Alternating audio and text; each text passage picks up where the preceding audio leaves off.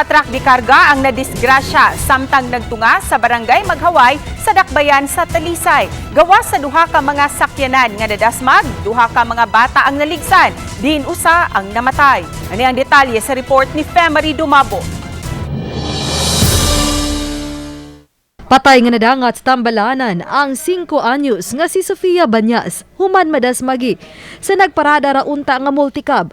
Ang multicab ang naatrasan sa truck di karga. Alas 4 gahapon sa hapon, mato sa mga investigador nga patunga sa truck di karga sa barangay Maghaway, Dakbayan sa Talisay. Diyang napagnan kini sa makina. Human error kay gawas nga nagtungas ng siyang daan, matod pa niya during sa investigation nga iya lang kunong gigansa og segunda o niya while nagtungas. Kalit lang napagnan siya og makina while nagtungas.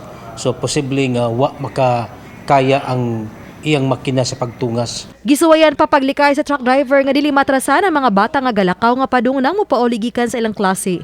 Apan natrasan ang multicab nga padulhog. Ug maunay midasmag sa duha ka mga bata uban sa inahan. Pag-atras sa iyang sakyanan, naglihay pa gini siya unta while nag-atras kay nakakita naman sa daan nga dunay mga bata. Ang usa ka bata ang samdan apan luwas ra. Padayon pang investigasyon ang gihimo sa Talisay City Police sa maong insidente.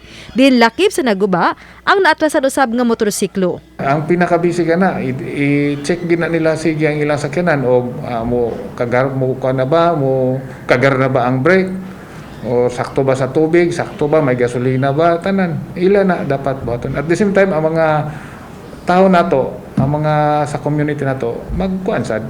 Mo palo sa dug, asa pwede sila makalakaw, palo sila. Kasong reckless imprudence resulting to homicide, physical injuries and damage to properties ang ipasakang kaso batok sa driver sa truck di karga. Uba ni Philip Patricio ug Marlon Melgazo. Ako si Femery Dumabok. Balitang Bisdak.